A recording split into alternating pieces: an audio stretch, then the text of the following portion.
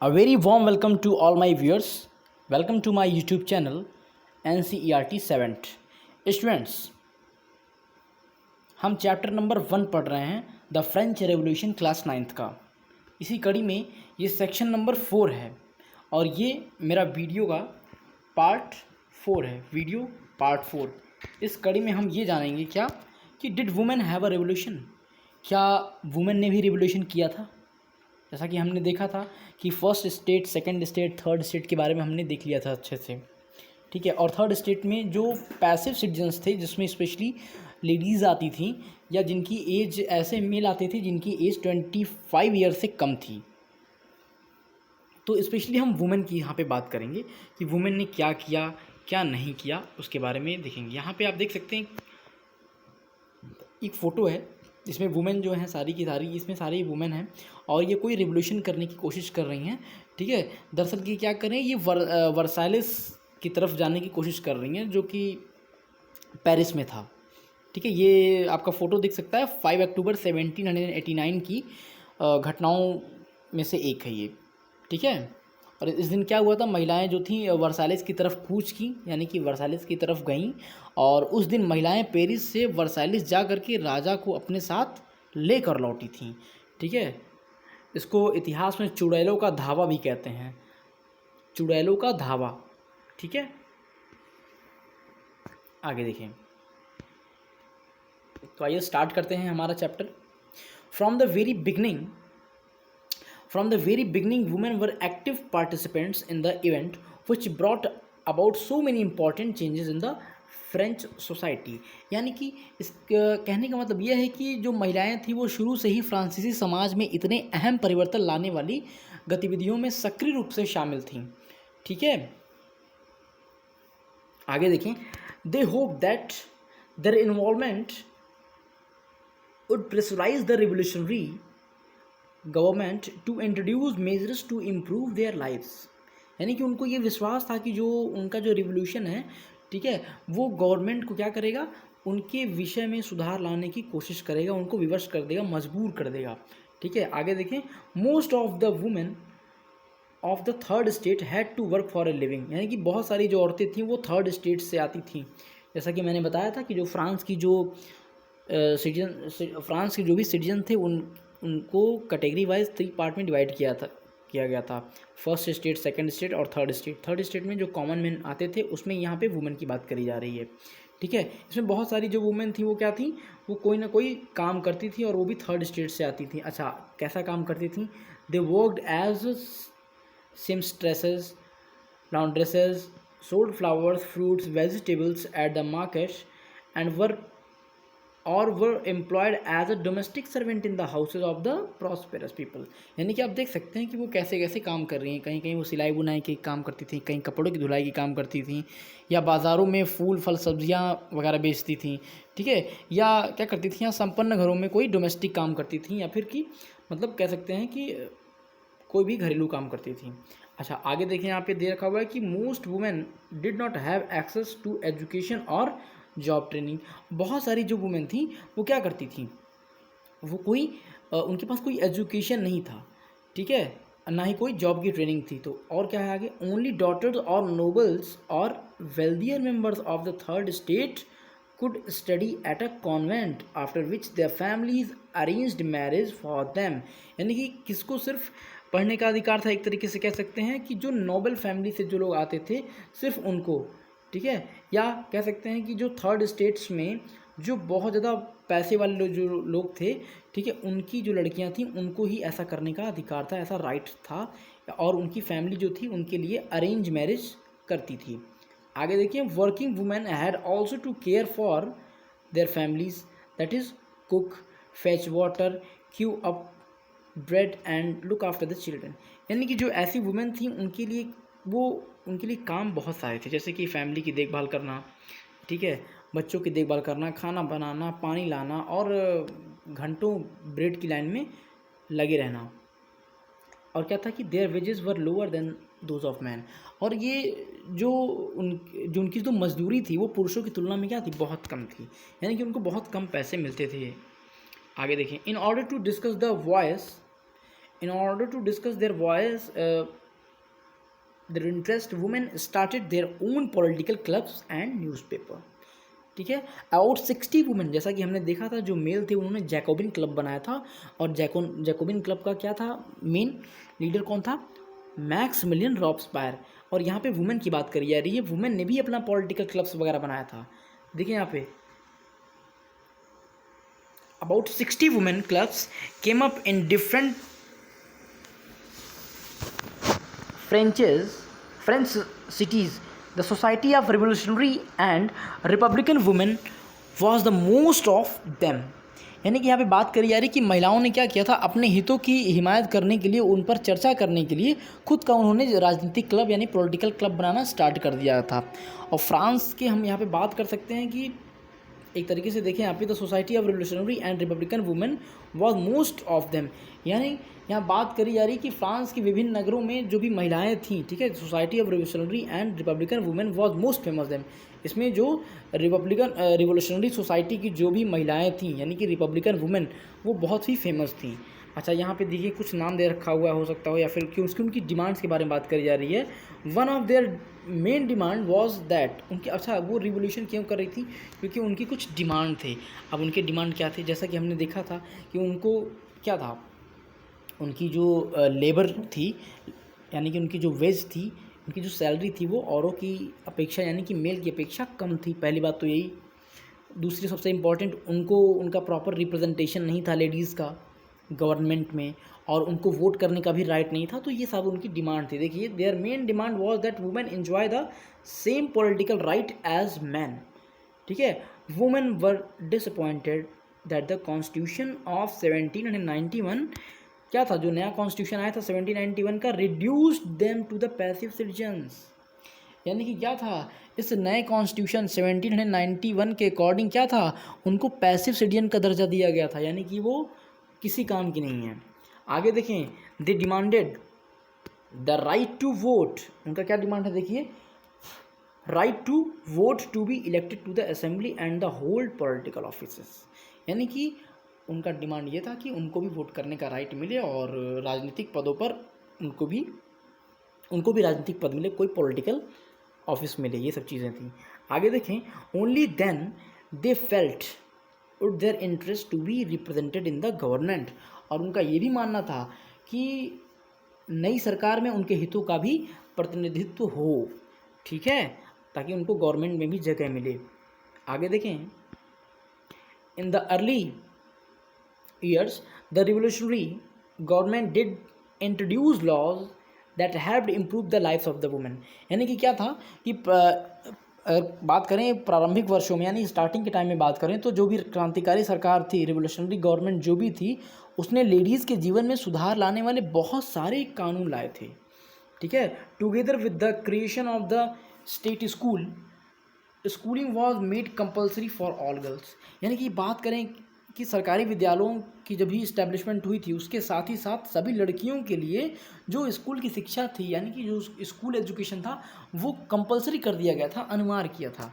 आगे देखिए कि their fathers could no longer force them into marriage against their will. ये पहले की गवर्नमेंट की बात करी जा रही है, ठीक है, यानी कि स्टार्टिंग में मीन्स इसी की बात करी जा रही है, 1791 के टाइम की बात करी जा रही है। पहले क्या था कि उनके फादर उनकी शादी ज़बरदस्ती नहीं करवाते थे, लेकिन अब की गवर्नमेंट क्या करती थी, इनके फादर्स को ये राइट था कि ये इसकी शादी ज़बरदस्ती जो है इसके बिना मर्जी के खिलाफ किसी से भी करवा सकते थे इनके पिता। आगे देखें, marriage was made into a contract entered into freely and registered under civil law. Divorce was made legal and could be applied for by the both men and women. Women could now train for jobs, could become artists or run small businesses. यानी कि यहाँ पे ये भी बात किया जा रहा था कि जो उनकी शादी थी उसको क्या कहा गया, एक कहा गया कि भाई इनका खुद का ये कॉन्ट्रैक्ट रहेगा, ठीक है, contract entered into freely and registered under civil law. और उनको क्या किया गया, सिविल लॉ के अंतर्गत किया गया, उनका रजिस्ट्रेशन किया जाने लगा। और क्या किया, जो भी तलाक को कानूनी रूप दे दिया गया था, और जो भी मेल और फीमेल दोनों को इसकी अर्जी देने का अधिकार दिया गया।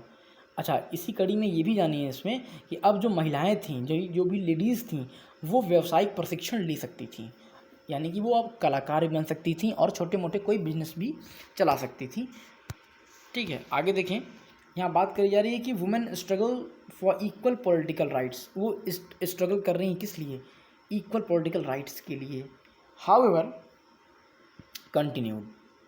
During the reign of terror, the new government issued laws ordering closure of women clubs and banning their political activities। यानी कि जो भी न्यू गवर्नमेंट बनी थी रेन ऑफ टेरर के दरमियान, हमने बात किया था मैक्सिमिलियन रॉबस्पायर के टाइम को रेन ऑफ टेरर कहते हैं, आतंक का समय। उस टाइम क्या किया गया, जो भी महिलाओं का जो भी क्लब था, स्पेशली वुमेन क्लब, इसको बैन कर दिया गया, उनकी पॉलिटिकल एक्टिविटीज़ को बैन कर दी गई, यानी बंद कर दिया गया। अच्छा, आगे देखिए, many prominent women were arrested and number of them executed. यानी कि बहुत सारी ऐसी जो लेडीज़ें थीं उनको गिरफ्तार कर लिया गया और उनमें से क्या किया गया, कुछ को तो फांसी पर चढ़ा दिया गया था। आगे देखें, women's movement for voting rights and equal wages continued through the next 200 years in many countries of the world. यानी कि यहाँ पे बात कर रहे हैं कि जो भी मताधिकार थे और जो उनके इक्वल वेजेस की, यानी कि समान वेतन के लिए महिलाओं का जो आंदोलन था, यानी लेडीज़ का जो रेवोल्यूशन था, वो आगे आने वाले कई सालों तक, कई देशों में तक वो चलता रहा। ठीक है, आगे देखें यहाँ पे, the fight for the vote was carried out through an international suffrage movement during the late 19th century and early 20th century. यानी कि बात करें यहाँ पे इंटरनेशनल सफरेज की यहाँ पे बात करें, यानी कि मताधिकार की बात करें, इंटरनेशनल वोटिंग की बात करें, उसके आंदोलन जारी रहे। कब तक? मतलब 19वीं सदी के अंत से लेकर के 20वीं सदी के स्टार्टिंग तक ये जारी रहे। यानी कि 19th सेंचुरी के लास्ट से लेकर के 20th सेंचुरी के स्टार्टिंग तक उनका रेवोल्यूशन चलता रहा इंटरनेशनल सफरेज के लिए। इंटरनेशनल सफरेज का मतलब होता है वोट देने का राइट। आगे देखें, the example of the political activities of French women during the revolutionary years was kept alive as an inspiring memory. यानी कि यहाँ पे बात करी जा रही है क्रांतिकारी आंदोलन के दौरान फ्रांसीसी लेडीज़ की राजनीतिक जो काम थे उसकी प्रेरक स्मृति के रूप में उसको ज़िंदा रखा गया है, कह सकते हैं उसको म्यूज़ियम में रखा गया है एक तरीके से। वो एक अच्छी एक इंस्पायरिंग मेमोरी है वो। It was finally in 1946 that women in the France won the right to vote. यानी कि फ्रांस में वुमेन को वोट देने का राइट कब मिला?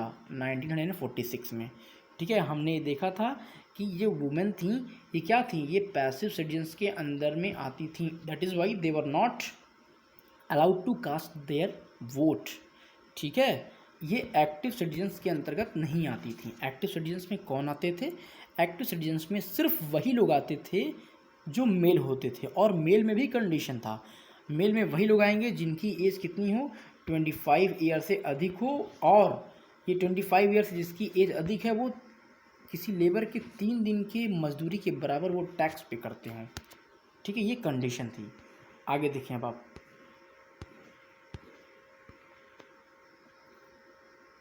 ये कुछ राइट्स हैं, देख सकते हैं यहाँ पे। ठीक है, वुमेन के लिए राइट्स क्या क्या होने चाहिए, या फिर उन्होंने क्या क्या रेवोल्यूशन किया, उसमें राइट्स कौन कौन से उनको चाहिए, ये सब बात बताई जा रही है। ठीक है, आगे की ये फ़ोटो आप देख सकते हैं कि women queuing up at a bakery, यानी कि बेकरी का मतलब वहाँ पे वो ब्रेड लेने के लिए लाइन लगाई हुई हैं। ठीक है, ये लेडीज़ की बात करी जा रही है यहाँ पे। आगे देखें, अब हम नेक्स्ट सेक्शन अपना देखते हैं, द एबोलिशन ऑफ स्लेवरी। ठीक है, यानी कि दास प्रथा का ख़त्म किस तरीके से हो रहा है, उन्मूलन किस तरीके से हो रहा है, यहाँ पे बात करेंगे दास प्रथा की। आगे देखते हैं, दे रखा हुआ है कि one of the most revolutionary social reforms of the Jacobin regime was the abolition of slavery in the French colonies. The colonies in the Caribbean, Martinique, Guadeloupe and Saint Domingo।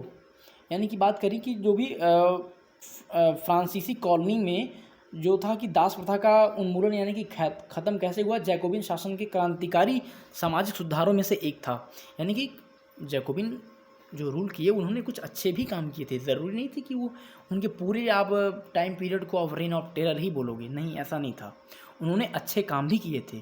ठीक है, जैसा कि हम देखेंगे कैरेबियाई जो भी कॉलोनीज थी like Martinique है, गॉडलिप और सॉन डोमिंगो, ठीक है, इन जगहों पे आप देखो क्या था कि these places were important suppliers of the commodities, यहाँ से बहुत अच्छी अच्छी चीज़ें या फिर बहुत इम्पॉर्टेंट कमोडिटी का यानी कि सामान का सप्लाई किया जाता था, जैसे क्या तम्बाकू, इंडिगो, शुगर, कॉफ़ी, इन सब चीज़ों का सप्लाई किया जाता था।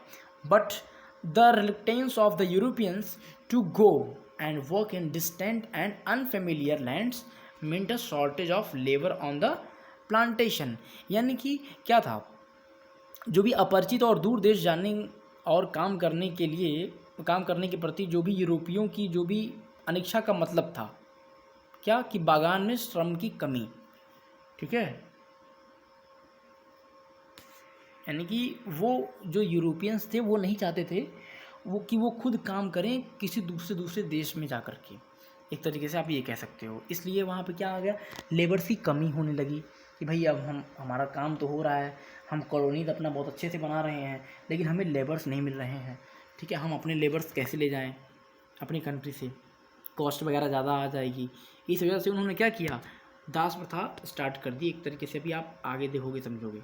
यहाँ पे देखो, सो this was made by a triangular slave trade between Europe, Africa and America, ठीक है। इसलिए एक क्या बन गया, इस कमी को पूरा करने के लिए, ठीक है, ताकि मतलब अब कैसे होगा, जो यूरोपियंस थे वो खुद तो अपने स्लेव को ले जाते नहीं थे, इसलिए उन्होंने दूसरे कंट्री से स्लेव को सप्लाई करना मतलब अपनी काम को पूरा करने के लिए उन्होंने स्टार्ट कर दिया। जैसा कि आप देख सकते हो यहाँ पे मान लो यूरोप हो गया, यहाँ पे अफ्रीका होगा और यहाँ अमेरिका हो गया, तो यहाँ से वो यहाँ लाते थे या यहाँ से यहाँ लाते थे या यहाँ से यहाँ, ठीक है, मतलब श्रमिकों को वो सप्लाई करते थे इधर से उधर, ठीक है, एक ट्रायंगुलर कह सकते हैं, ट्रायंगुलर बिजनेस हो गया उन लोगों के बीच में। आगे देखें आप, the slave trade began in, माफ़ कीजिएगा, so this was made by a triangular slave trade between Europe, Africa and the Americas. हाँ, the slave trade began in the 17th century, ये कब से स्टार्ट होता है, 17th सेंचुरी से start होता है स्लेव ट्रेड, ठीक है, गुलामों का व्यापार कह सकते हैं एक तरीके से। French merchants sailed from port of Bordeaux और Nantes to the African coast where they bought slave from local chieftains, यानी कि यहाँ पे बात करेंगे कि जो दास प्रथा थी एक तरीके से कह सकते हैं, यानी स्लेव ट्रेड था वो 17th सेंचुरी में स्टार्ट हुआ था, और जो फ्रांसीसी सौदागर थे यानी कि फ्रांसीसी मर्चेंट्स जो थे वो बोर्दे या नॉन्टे बंदरगाह से अफ्रीका तट पर जहाज ले जाते थे, यानी कि अफ्रीकन कोस्ट पर वो जहाज़ ले जाते थे, जहाँ क्या था, जहाँ वे वहाँ के जो लोकल सरदार थे उनसे वो दास खरीदते थे, ठीक है। आगे देखें आप, branded and shackled, the slaves were packed tightly into the ships for the 3 months long voyage across the Atlantic to the Caribbean, यानी कि बहुत ही कह सकते हैं कि इतनी बुरी तरीके से उनको हथकड़ियों में जकड़ करके, ठीक है, अटलांटिक महासागर के पार कैरिबियाई देशों की 3 माह तक की लगभग समुद्री लंबी यात्रा के लिए जहाज़ों में उनको भर के ठूस दिया जाता था, ठीक है, हाथ पैर बांध के जहाज में उनको ठूस दिया जाता था, ठीक है। आगे देखें आप,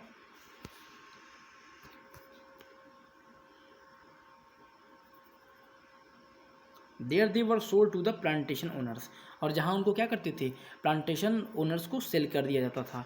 the exploitation of a slave labour made it possible to meet the growing demand in the European markets for sugar, coffee and indigo, यानी कि क्या यहाँ पे बात करी जा रही है कि चूँकि बागान मतलब प्लांटेशन ओनर्स को उनको बेच देते थे, और क्या था, स्लेव लेबर के बल पे पूरा जो यूरोपीय बाज़ारों में जो चीनी, काफ़ी और जो भी इंडिगो की मांग को पूरा करना एकदम पॉसिबल हो गया, यानी कि अब बहुत सारे जब लेबर्स आ गए यहाँ पे तो उनकी कोई भी जो डिमांड थी लोगों की वो पूरी लगी जल्दी जल्दी होने। आगे देखें, port cities like Bordeaux and the Nantes owned their economic prosperity to the flourishing slave trade, यानी कि बात यहाँ पे ये करी जा रही है कि बोर्डेक्स एंड नैंटी जैसे जो भी पोर्ट थे वो क्या थे, स्लेव्स की वजह से ही, ठीक है, स्लेव्स की वजह से ही बहुत ही प्रॉस्पिरस कह सकते हैं वो सिटी बन गए थे एक तरीके से, ठीक है, बहुत ज़्यादा वो समृद्ध हो गए थे। आगे देखिए आप next para. Throughout the 18th century there was a little criticism of slavery in France. यानी कि बात करी जा रही है कि 18th सेंचुरी में फ्रांस में क्या था कि दास प्रथा ज़्यादा निंदा नहीं हुई उसकी, मतलब बहुत ज़्यादा उसकी निंदा नहीं करी गई, ठीक है, लोग उसको कहते थे हाँ ठीक है ये। आगे देखिए, the national assembly had long debates about whether the rights of man should be extended to all French subjects including those in the colonies. यानी कि यहाँ पे बात क्या करी जा रही है कि नेशनल असेंबली फ्रांस में बहुत लंबे समय तक बहस हुई कि व्यक्ति के जो भी फंडामेंटल राइट्स हैं, ठीक है, कह सकते हैं उसके जो भी उसके राइट्स हैं वो क्या हैं। मतलब नेशनल असेंबली में बहुत ज़्यादा बहस हुई कि व्यक्ति के जो भी फंडामेंटल राइट्स हैं वो कॉलोनीज़ में रहने वाले जो भी फ्रांसीसी प्रजा को प्रदान किए जाएं या नहीं, ठीक है, यहाँ पे ये बात करी जा रही है। आगे देखें,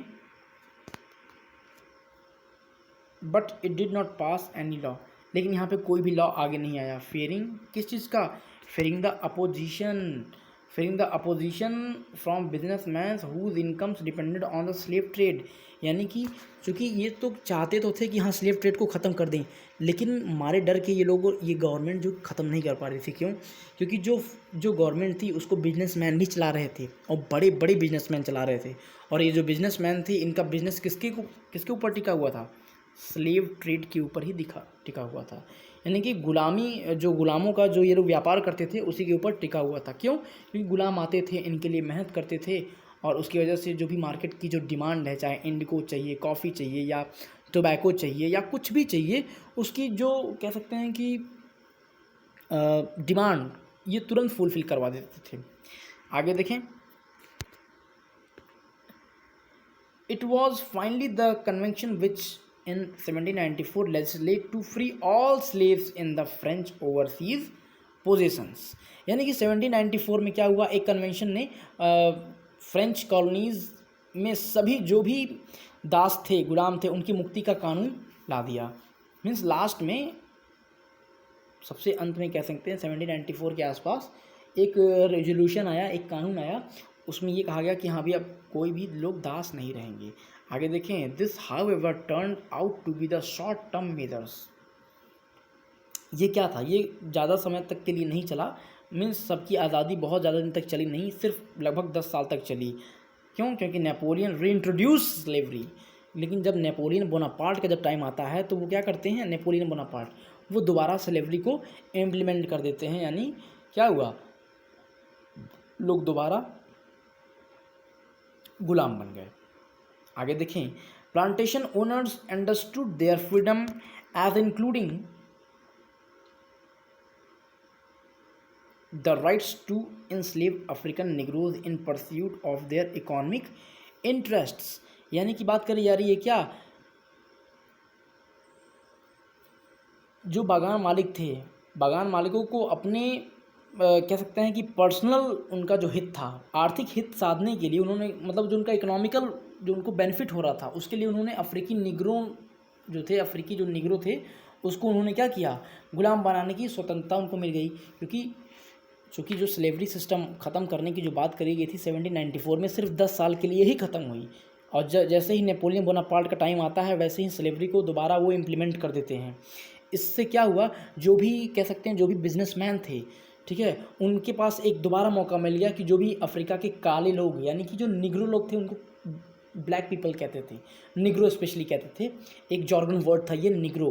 तो निग्रो को दोबारा वो गुलाम बनाने की उनको स्वतंत्रता मिल गई, आज़ादी मिल गई। आगे क्या हो रहा है कि slavery was finally abolished in the French colonies इन 1848, और सबसे बाद में यानी कि 1848 में बात करें कि फ्रेंच कॉलोनीज़ में जो भी दास प्रथा थी, यानी कि जो स्लेवरी सिस्टम थी, उसको पूरी तरीके से ख़त्म कर दिया गया। ठीक है, आगे देखें आप, आप यहाँ पे देख सकते हैं स्लेवरी सिस्टम, ठीक है। यहाँ पे स्लेवरी सिस्टम की बात करी जा रही है। एक्चुअली इसमें क्या है कि 1794 के इस चित्र में आप अगर आप देख पाओ तो स्लेवरी के मुक्ति का विवरण बताया गया है, यानी कि दासों की मुक्ति का विवरण बताया गया है। क्या है कि आप ये जो बैनर देख रहे हो ना, इस पर क्या लिखा हुआ है, इस पर एक तरीके से लिखा हुआ है कि राइट्स ऑफ मैन, ठीक है। एक नारा है, स्लोगन दिया हुआ है, ठीक है। और नीचे जो लिखा हुआ है एक ये फ्रेंच लैंग्वेज में दिया हुआ है, जिसका मतलब है गुलामों की मुक्ति, ठीक है, यही है। और उसमें एक बात ये कही जा रही कि उसमें एक फ्रांसीसी जो महिला है, यानी फ्रेंच लेडीज़ है, वो अफ्रीकी और अमेरिकी इंडियन स्लेव्स को यूरोपीय कपड़े देकर उनको सभ्य बनाने की कोशिश कर रही है वो, ठीक है। आगे देखें आप, the revolutionary and everyday life, यानी कि क्रांति और रोज़ाना की ज़िंदगी कैसी थी, इसके बारे में यहाँ पे बात करेंगे। आगे देखें, कैन पॉलिटिक्स, तो क्वेश्चन यहाँ पे ये आ रही है हमारे सामने कि पॉलिटिक्स क्या चेंज कर सकता है। आइए देखें, can politics change the clothes people wear, यानी कि क्या राजनीति लोगों का पहनावा बदल सकती है, लैंग्वेज बदल सकती है कि वो क्या बोलते हैं, या फिर कौन सी, या वो बुक्स को बदल सकती है कि वो क्या पढ़ते हैं।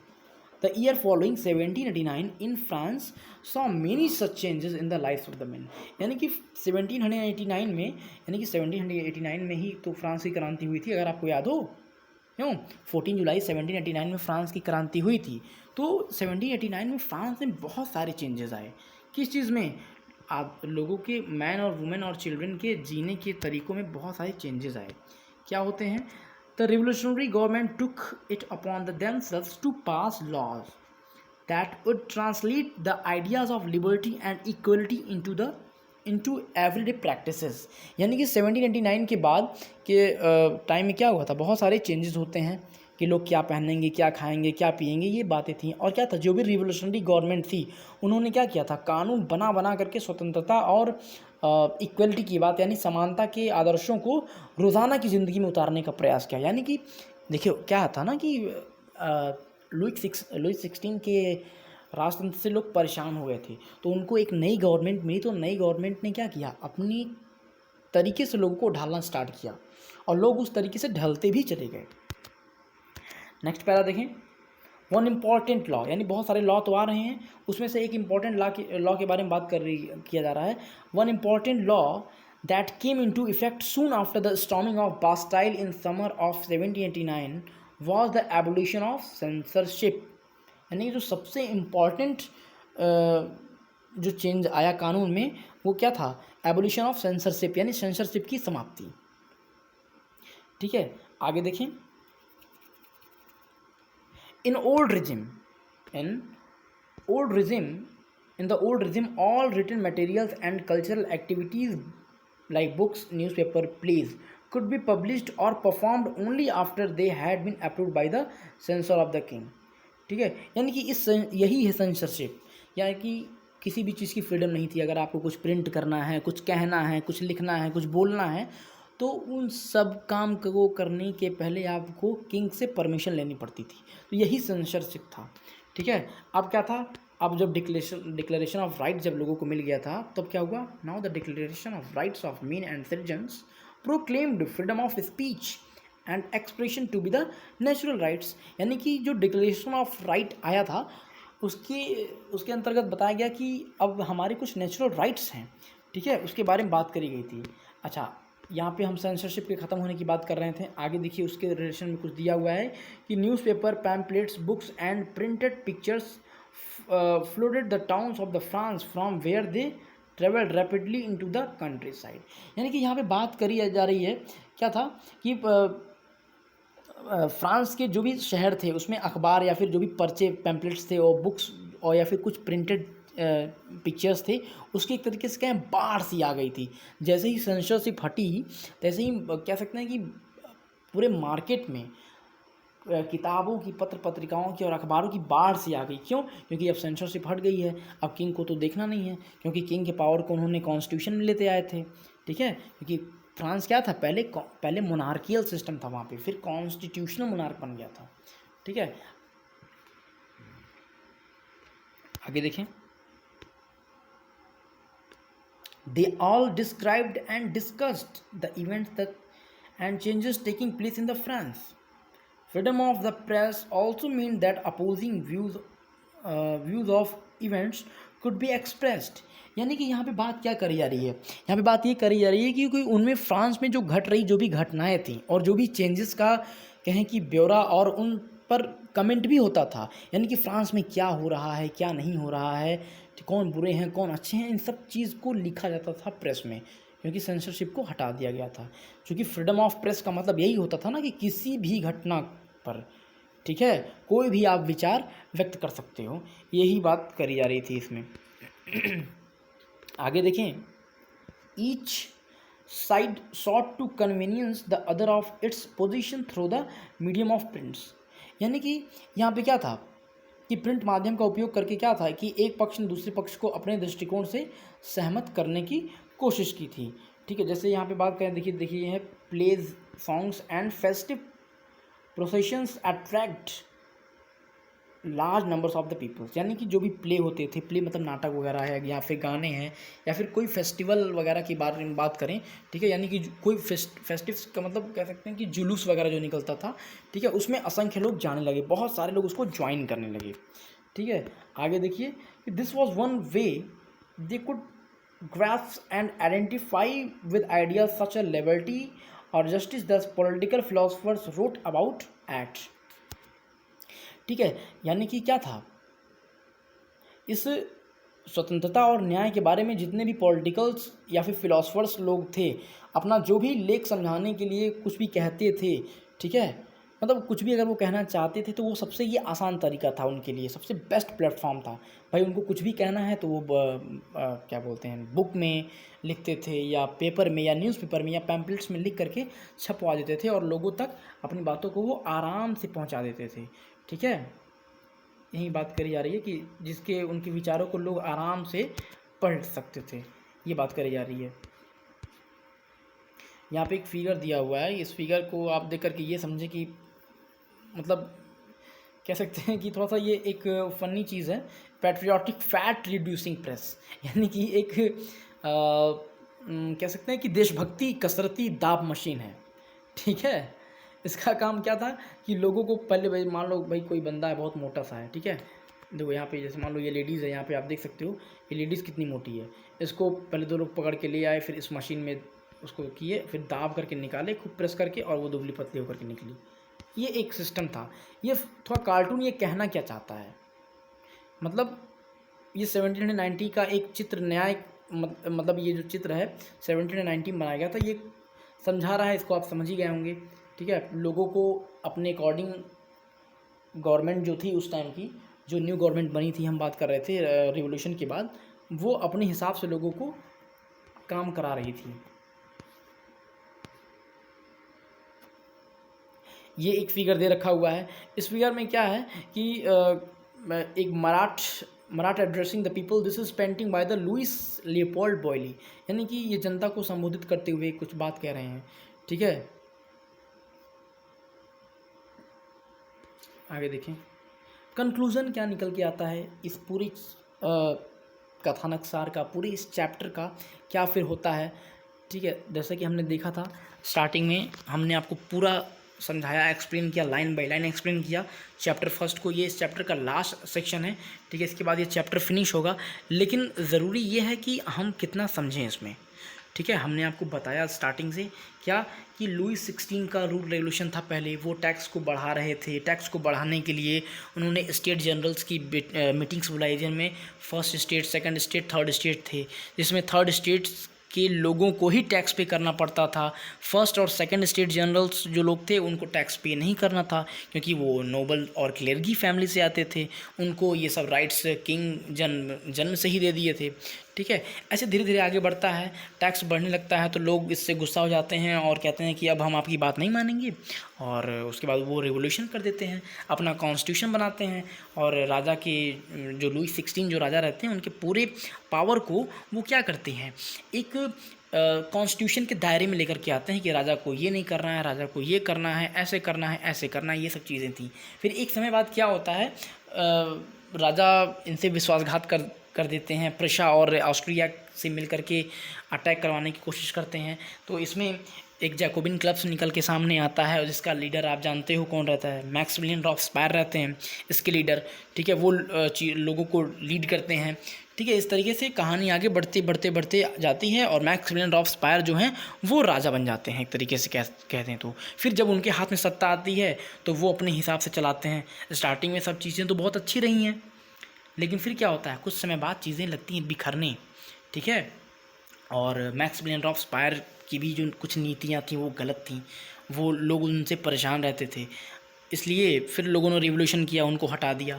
फिर वो हट गए तो फिर डायरेक्टरी हमने बताया था। डायरेक्टरी में क्या क्यों बनाया गया, उसमें डायरेक्टरी में 5 लोग थे ताकि जो भी फ्रांस का जो पावर था वो डिसेंट्रलाइज्ड हो जाए, किसी एक बंदे के हाथ में पावर ना रहे, ताकि उसका वो गलत इस्तेमाल ना कर पाए। ठीक है, फिर इसी कड़ी में कहानी आगे बढ़ती है, धीरे धीरे आगे बढ़ते हैं कहानी। फिर इसमें हमने देखा कि वो उसके बारे में बात करते हैं, वुमेन के बारे में बात करते हैं कि वुमेन को राइट्स था कि नहीं था, उनकी क्या चीज़ें थी। फिर वुमेन भी इसमें रिवोल्यूशन करती हैं, हमने बताया। ठीक है, ये सारी चीज़ें हमने एक लाइन बाय लाइन हमने जाना और समझा। और इसी कहानी में फिर धीरे धीरे जब ये भी कहानी ख़त्म हो जाती है, वुमेन वाली भी बात होती है, तो उसके बाद से इसमें अगला कड़ी जुड़ता है नेपोलियन बोनापार्ट का। यानी कि लुई 16 मर गए, मैक्सिमिलियन रॉब्सपायर भी ख़त्म हो गए, और जब ये डायरेक्टरी बनती है तो उसमें भी लोगों का मतभेद हो जाता है। अब लोगों के मतभेद की वजह से अब वहाँ पे जन्म होता है किसका, नेपोलियन बोनापार्ट का। और वो लगा देते हैं क्या, सैन्य शासन लगा देते हैं, यानी कि कह सकते हैं मिलिट्री डिक्टेटरशिप लगा देते हैं। ठीक है, तो ये पूरी कहानी मैंने आपको एक समराइज़ करा दी। अब इसी की कड़ी में हम देखते हैं कंक्लूज़न, निष्कर्ष क्या निकलता है इसका। ठीक है, नेपोलियन बोनापार्ट के बारे में यहाँ पे बात करेंगे। क्या था कि इन 1804 Napoleon Bonaparte crowned himself emperor of France. यानी कि 1804 में नेपोलियन बोनापार्ट अपने आप क्या करते हैं, क्राउन, यानी कि अपने आप को राजा घोषित करते हैं फ्रांस का। He set out to the conquer neighbouring European countries, dispossessing dynasties and creating kingdoms where he placed number of family. यानी कि 1804 में नेपोलियन बोनापार्ट ने खुद को क्या किया, फ्रांस का सम्राट घोषित कर दिया, और उसके जो भी नेबरिंग और यूरोपीय कंट्री की उन्होंने क्या करनी स्टार्ट कर दी, विजय यात्रा शुरू कर दी। यानी कि जीतने निकल गया, सबको अपने में मिलाने के लिए। ठीक है, अच्छा क्या था, पुराने राजवंशों को हटा करके, यानी कि जो पहले के जो किंग वगैरह थे, जहाँ वो राजा था, वहाँ पे उसने उन लोगों को हटा दिया और वहाँ पे नया साम्राज्य बनाया। कैसे, क्योंकि उसने जो भी सत्ता की बागडोर थी अपने ख़ानदान के हाथों में दे दी, यानी अपने फैमिली के लोगों को दे दी उसने। ठीक है, आगे देखें, यहाँ पे बात करी जा रही है कि Napoleon saw his rule as a moderniser of Europe. यानी नेपोलियन अपने आप को किस फॉर्मेट में देखता था, एक मॉडर्नाइजर के रूप में देखता था यूरोप का, और वो था भी। उसने नेपोलियन ने कुछ बहुत अच्छे अच्छे काम किए, जैसे क्या था, he introduced many law such as the protection of private property and a uniform system of weights and measures provided by the decimal system। ये दिख रहे हैं आप, कितने अच्छे अच्छे उन्होंने नेपोलियन ने रूल रेगुलेशन लगाए या कुछ इम्प्लीमेंट की अच्छी अच्छी चीज़ें। ठीक है, initially many saw Napoleon as a liberator, यानी कि कुछ लोग नेपोलियन को लिबरेटर के फॉर्मेट में समझते थे, लेकिन लिबरेटर का मतलब हो गया कि who would bring freedom for the people. यानी कि लोग ये मानते थे कि नेपोलियन अच्छे हैं और क्या हैं, वो उनको आज़ादी दिलवाएंगे। लेकिन जैसा कि हमने बताया, लोग बिगड़ जाते हैं। यहाँ देखिए, वो भी बिगड़ गए। But soon the Napoleon armies came to be the viewed everywhere as an invading force. यानी कि क्या हुआ, पर जल्दी ही उसकी सेनाओं को लोग हमलावर लगे मानने कि भाई इसकी सेना जो है लोगों के ऊपर हमला कर रही है। ठीक है, यानी कि नेपोलियन ने भी काम ख़राब करना स्टार्ट कर दिया। और finally he was defeated at Waterloo in 1815, और 1815 में वाटरलू के युद्ध में वो हार जाता है। कौन, Napoleon. Many of his measures that carried the revolutionary ideas of liberty as modern laws to the other parts of Europe had an impact on people long after Napoleon had left. देखो क्या था, Napoleon 1815 में तो हार जाता है, ठीक है, मर भी जाता है बाद में, लेकिन क्या था कि यूरोप के बाकी हिस्सों में कह सकते हैं कि उसका जो आइडिया था, ठीक है, वो बहुत ज़्यादा काम किया, बहुत शानदार काम किया, उसके मरने के काफ़ी समय बाद तक काम आया, ठीक है, ये बात है यहाँ पे। आगे देखें, the idea of liberty and democratic rights were the most important legacy of the French revolution. यानी कि यहाँ पे अगर आप देख पाओ तो idea of liberty, democratic rights were the most important legacy of the French revolution. अगर आप ध्यान लगाओ तो हम ये चीज़ फील कर पा रहे हैं कि हमारे हम भी तो स्लेव थे, किसके, ब्रिटिशर्स के। ब्रिटिशर्स ने यहाँ भी अपनी कॉलोनी बना करके रखी हुई थी, तो हमारे भी रिवोल्यूशन का यही बेसिक चीज़ था, क्या, लिबर्टी, हमें भी स्वतंत्रता चाहिए, डेमोक्रेटिक राइट्स मिलनी चाहिए, और most important legacy of the French revolution, जो क्या था, फ्रेंच रेवोल्यूशन की लीगेसी यही थी, इन्हीं सब चीज़ों को लेकर के फ्रेंच रेवोल्यूशन हुआ था, और हमारा भी रेवोल्यूशन इसी सब चीज़ों के लगभग लेकर के हुआ था। आगे देखें, this spread from France to rest of the Europe during the 19th century. यानी कि ये जो आइडिया है, idea of liberty, democratic rights, ठीक है, ये चीज़ें सिर्फ फ्रांस में ही नहीं रह पाई, ये ऑल ओवर द वर्ल्ड लगी घूमने, स्पेशली यूरोप में। 19th सेंचुरी के आसपास यूरोप में ये फैल गई, ठीक है। अच्छा, यूरोप में क्या था, फ्यूडल सिस्टम था, ठीक है, सामंतवादी व्यवस्था थी, और फ्यूडल सिस्टम को ख़त्म हो गया फिर इस तरीके से, और colonised peoples rework for the idea of the freedom from the bondage into their movements to create a sovereign nation state। यानी कि बाकी के जो भी कॉलोनीज्ड पीपल थे, यानी कि हम अपनी बात कर रहे हैं, हम लोग भी कॉलोनी थे, किसके, ब्रिटिशर्स के। हमने भी ये आइडिया लिया, ठीक है। स्पेशली यहाँ पे देखिए जिक्र भी आ रहा है दो लोगों का, अगर आप ध्यान पाओ तो टीपू सुल्तान एंड राम मोहन राय, और वही राजा राम मोहन राय ये हैं, ठीक है। Two examples of individuals who responded to the ideas coming from revolutionary France। यानी कि टीपू सुल्तान और राजा राम मोहन राय जो थे वो क्या थे, क्रांतिकारी फ्रांस में उपजे विचारों से प्रेरणा लेने वाले दो ठोस सबसे बड़े उदाहरण हैं, ठीक है। ये हमारा चैप्टर फिनिश हो गया, ठीक है। यहाँ राजा राम मोहन राय के बारे में बताया जा रहा है, ये कौन थे, क्या थे। तो मैं आपको बता दूँ, राजा राम मोहन राय जो थे उस समय यूरोप में फैल रहे जो नए विचारों से प्रभावित होने वाले में से एक थे। क्या था कि फ्रांसीसी क्रांति के बाद जुलाई की क्रांति ने उनकी कल्पना को नई धार दी थी। ऐसे हुआ क्या, आप जान ही रहे हो, फ्रांस के बारे में मैंने आपको पूरा बता दिया। क्या था कि फ्रांस में 1830 में जो जुलाई क्रांति के बारे में जानने के बाद वह किसी और चीज़ के बारे में बात ही नहीं करते थे।